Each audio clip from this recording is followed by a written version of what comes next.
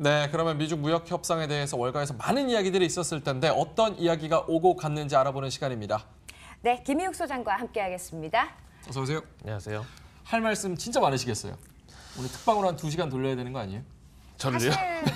사실 지난주에 이미 네. 이런 것들 다 예견해 주셨잖아요. 그렇죠? 그러게요. 어쩌다 보니까 이제 뭐 여의도의 노스트라다무스 같은 코스프레를 하고 싶은데 네. 근데 저는 개인적으로 제일 후졌다고 생각하는 게 그거 보세요. 내가 말한 대로 내가 됐죠. 맞지? 후졌습니다. 예. 배울 만큼 배운 사람들끼리. 맞았다고 해야죠. 네, 제가 이제 좀 전에 옆방송 뭐 한국의 경제를 이야기하는 그런 방송을 예. 봤는데 뭐 거기도 또 막 그 칭찬 일색의 할아버지 한 분이 또 나와 계시던데. 누군지 다 아는 분. 예, 비도 오는데 네. 식전부터 나와서 고생하십니다. 예. 자, 첫 번째 인터뷰부터 바로 가보도록 하겠습니다. 자, 첫 번째 인터뷰 캐피탈 이코노믹스의 폴 애쉬 워스입니다. 보여주시죠. 자, 미중 무역 회담 성과, 경제적 효과가 작지 않다. 이거 당초 2천억 받고 2,500억 더 이 관세 선반영이 됐다. 절반 깎였으니까 호재로서 효과가 클 것이다. 솔직히 뭐 소문난 잔치에 먹을 건 없다고 우리가 어느 한쪽이 완전히 승자가 되고 어느 한쪽이 패자가 되지 않을 거라는 건 이미 예상을 했잖아요. 그렇죠? 이게 약간 부부싸움도 그렇지만 칼로 몰배기 같은 싸움. 예. 그래서 이제 결국은 3개월 뒤에 뵙겠습니다 하고 이제 헤어졌는데 어쨌든 효과가 작지는 않았습니다. 지금 우리 오늘 새벽 마감한 중동지수 마감 좀 보면 알 것 같은데 사실은 이 중동지수가 이럴 때 유용한 게 뭐냐면 예. 여기는 금, 토를 휴장하고 일, 월, 화, 수, 목을 열어요. 그게 안식일 때문에 그런 거죠? 아, 그렇죠. 예. 그러니까 이제 일요일 날 무슨 일이 있었을 때는 바로 중동지수를 보면은 그 리액션이 현명하게 드러나는데 예. 이스라엘이 1.4%, 그다음에 사우디가 1.8%, 그다음에 세 번째 정도는 보통 아랍에미리트를 봐야 되는데 예. 여기가 오늘 휴장이어서 바레인을 보면은 0.25%. 근데 특히 이스라엘 같은 경우가 국내 코스피 월요일장 개장하고 유의성이 깊어요. 아, 그렇군요. 이스라엘 증시 시총이 한 250조 정도로 우리나라 코스닥하고 비슷하고 그다음에 업종도 IT하고 수출주 편중이 좀 있고요. 그다음에 뭐 지정학적인 어떤 분위기를 봐도 그런 거 아시죠? 옛날부터 외세에 많이 시달린 나라 특유의 어떤 그 예민함과 그 정교함 예, 예. 이런 게 사실 이스라엘 증시도 비슷하다고 보는데 어쨌든 오늘 우리 증시 뭐 금요일 날 빠진 거 서력 더하기 여기다 한 1% 정도 더 보태면 우리도 한 1.8% 갭상승 출발이 어느 정도 예상돼 있다 보겠죠. 하지만 오늘도 역시 시초가가 최고가. 잘 장중 들으셔야 최고가. 됩니다. 잘 들어야 돼요. 네. 또 맞았잖아. 노스트라다무스. 맞았잖아. 예. 고맙습니다. 그래서 어쨌든 관세가 아예 빵이 된 건 아니지만 절반이 깎였으니까 예, 예. 호재로서의 효과는 있다. 이런 얘기 들어보셨습니다. 자, 요 좀 더 얘기를 해보도록 할까요? 두 번째 인터뷰 좀 읽어주실까요, 유림 앵커님? 네, 그럴까요? AMP 캐피탈의 셰인 올리버가 당초 예상보다는 자, 일단은 뭐 실체 있는 결과가 나왔다라고 말씀을 해주셨네요. 월요일에 일단은 뭐 경기 민감주를 좀 기대하자. 이것이 바로 연말 랠리로 이어지는 신호탄이 되지 않겠느냐라는 전망을 함께 내놓은 것 같아요. 마지막에 제일 의미심장하고 우리가 좀 유의 깊게 봐야 되는 건데 연말 랠리로 이어질지. 근데 제가 어감을 살려가지고 번역을 하다 보니까 네. 연말 랠리로 이어지는 신호탄 되길. 되길. 되는 일곱째. 되는 일기는 일기장에 좀 앞으로 써주셨으면 좋겠고요. 예. 본인이 되길 바란다고 하니까 이제 나중에 틀려도 내가 되기를 바란다는 기도만 거지. 했지 뭐. 그러니까 일기 가지고 왜 그래? 뭐 이런 안내 일기도 아니고. 네. 하여튼 근데 당초 예상보다는 그래도 어떤 이제 수치 보통 이제 말잔치 요 모션이 참 천박하다고. 예.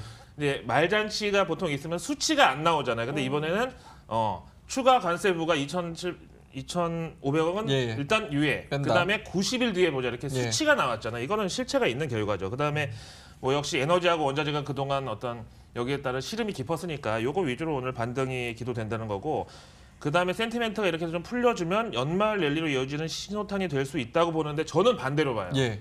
오히려 이제 중요한 거는 연준 통화정책 금리 인상 기조거든요. 네. 미중 무역 협상이 한 고비를 넘기고 나니까는 오히려 연준에서는 더 자신감 있게 금리 인상의 코스를 밟아 나가도 되겠다. 풍선 효과처럼. 예, 한쪽을 누르면 한쪽이 예. 부풀어지는. 혹은 또 어항 속 매기 효과? 이건 남의 나라 정상을 매기라고 좀, 네. 그건 아닌 것 같아. 해도 돼요? 아니. 예, 알겠습니다. 예. 울지 마시고요. 그래서 연말 랠리로 이어질지는 다른 또 변수들도 지켜봐야 된다 이렇게 말씀을 해주시는 거죠. 그렇죠. 오히려 지금 호재가 연준을 자극할 경우 악재로 둔갑할 수 있다 이거죠. 네. 자, 그러면 세 번째 인터뷰 제가 읽어보도록 하겠습니다. 미즈호 증권의 야마모토 마사후미입니다. 지난주에 파월 의장 달러 강세 추세가 꺾였다. 이 환시 ECB 금리 인상 예의주시 이게 다음 주에 ECB 예정되어 있죠. 네. 그리고 증시는 환율 민감주가 분위기를 지금 주도한다.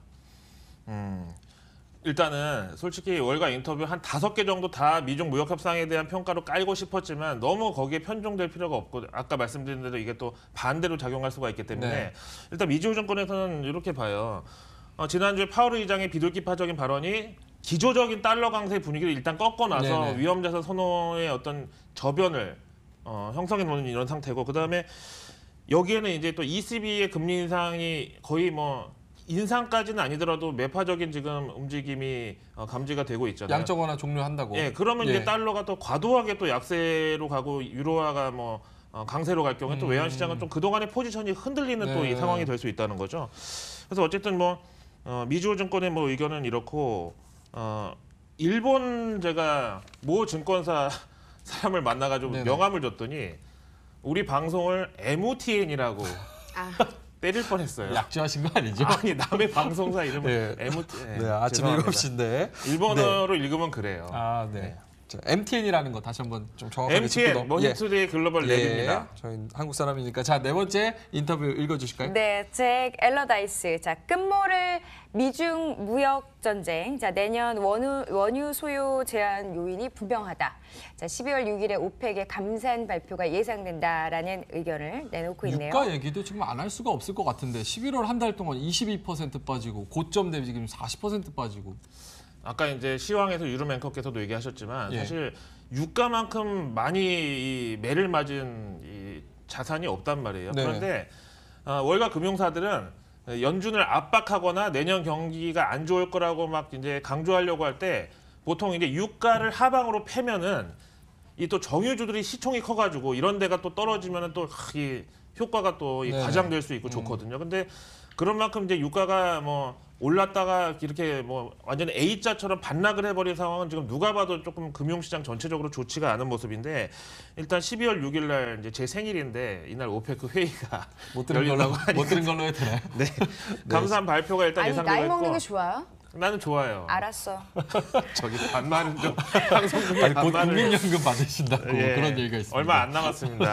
온정의 손길 기다리겠습니다. 자, 이 12월 6일에 오펙 감산 발표 이것도 사실은 지금 산유국들이 좀 눈치를 많이 보면서 감산을 원하는 만큼은 할 수 없을 것이다. 그렇죠. 트럼프가 뭐 계속 연신 트위터에다가 뭐 땡큐, 뭐 유가는 더 내려야 된다, 뭐 이렇게 얘기를 하니까 이게 사실은 미국하고 또 러시아하고의 자존심 싸움이거든요. 네. 이제 러시아가 그쵸. 솔직히 원유 생산 비중이 크고 이제 그걸로 돈을 많이 벌어들이는데 이제 미국이 저렇게 자꾸 이제 압박을 하니까 러시아가 아니 우리 그까지 원유 없어도 안 죽어 얼마든지 더 눌러도 좋아 이렇게 약간 센 척을 했는데 네.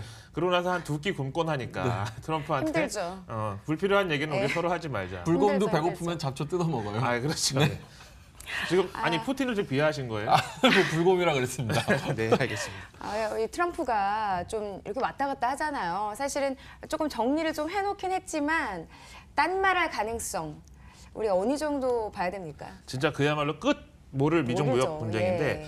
이게 지금 90일 유예를 했는데 90일 뒤에라고 또 그렇다고 또 갑자기 사람이 또 새 사람이 되느냐 그렇지 않고요. 그럴 리 없죠. 예, 근데 오히려 또 이걸 보면은 일단 연말 증시까지는 우리가 좀 챙겨야 된다. 연말에 증시 안 좋고 이 민심이 흉흉해지면은 내년에 본인 지지율에도 안 좋고 하니까 일단 90일 동안 좀 서로 챙길 건 챙기자. 시진핑하고 그런 식의 어쨌든 중국의 또 춘절까지 정도 그때까지는 우리가 좀 서로 국내 어떤 이 정치적 상황을 좀 많이 챙겨보자. 이제 이렇게 합의를 했다고 봐야 되겠죠. 90일 뒤에 이제 또 잡음이 들려올 겁니다. 아마도. 알겠습니다.